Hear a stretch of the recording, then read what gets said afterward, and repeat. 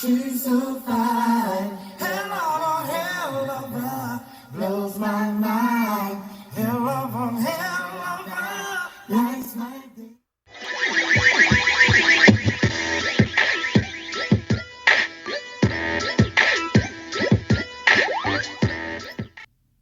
What's good, guys? It's Friday evening, January the 6th, 2023. Going to try to get this video out tonight. May not make it until tomorrow morning. But this is part 2 of the 911 call report in the Shanquella Robinson case. And I'm going to pick right back up where I left off, which was at the procedure and removal of Shanquella Robinson's body from the villa. And that process ended at 1:57 a.m. on 10/30/22. So everything that was written in the report is what Wenter Donovan told them. She never said what actually happened to Shanquella Robinson.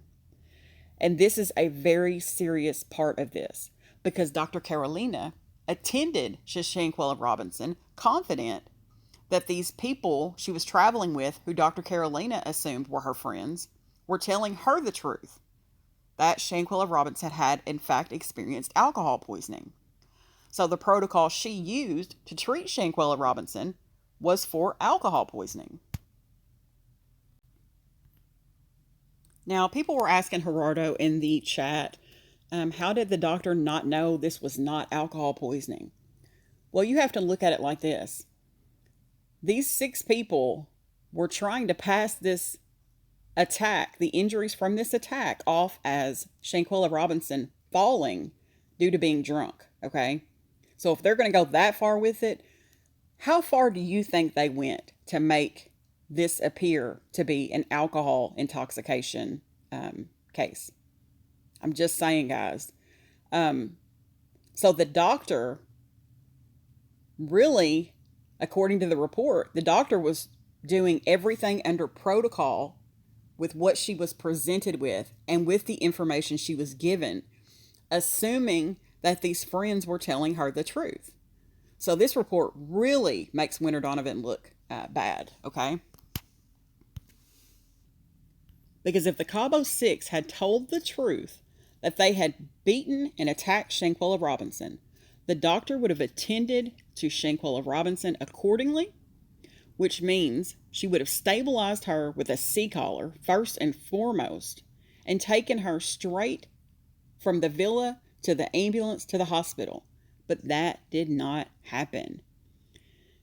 The 14 CPR sessions made Shanquella Robinson's current state of health that much worse. She had a neck fracture, and they did 14 rounds of CPR on her. Lethal. That was lethal. So another thing that he brought up is that people were asking who his sources are. He is not going to tell you that information. That would be putting someone in extreme danger, and he's not going to do that. So please stop asking him those questions. He was very, very much appreciative of the donations and the super chats he received during that live. And again, I stress to you, he did not ask for those. Those were given to him. He also said that all 6 of these people that traveled with Shanquella Robinson were in the room when the doctor attended to Shanquella.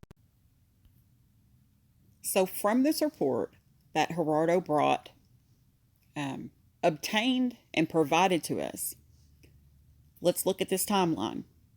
At 4:37 p.m. San Jose del Cabo time, the 911 call was made by Wenter Donovan. 5 minutes later, at 4:42 p.m., 911 dispatch helped. And what I think they mean by that is they were probably trying to provide some type of instruction just over the phone with Wenter. 7 minutes after that, at 4:49 p.m., Dr. Carolina stopped feeling papillary reflexes and also a pulse on Shanquella Robinson. 38 minutes later, at 5:19 p.m., ambulance BCS 104 arrived with medic Mavi on board. 38 minutes after that, at 5:57 p.m., Shanquella Robinson was declared deceased by Dr. Carolina. And 8 hours after that point, at 1:57 a.m., Shanquella Robinson's body was removed from the scene. So the medical timeline goes as follows. At 2:13 p.m., San Jose del Cabo time, Wenter Donovan called for medical help to Villa Linda 32. At 3:13 p.m., exactly 1 hour later, Dr. Carolina showed up because someone had drunk a lot of alcohol and needed to be given an IV. And at that time, at 3:13 p.m., Shanquella Robinson's vitals were stable. Now, according to Nazir Wiggins, at 3:26 p.m. is when he shows up. At 4:13 p.m., Shanquella Robinson begins having a seizure. Now, mind you, the doctor is there. So 1 hour after the doctor arrives, Shanquella Robinson begins having a seizure. 1 minute later, the doctor requests that the friends take Shanquella Robinson to the hospital.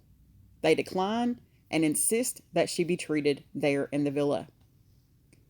At 4:37 p.m., 911 call was made by Wenter Donovan.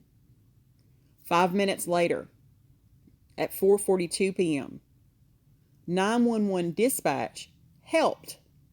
And what I think they mean by helped is I think they were giving Wenter Donovan instruction over the telephone. At 7 minutes later, at 4:49 p.m., is when Dr. Carolina stopped feeling papillary reflexes and also a pulse on Shanquella Robinson.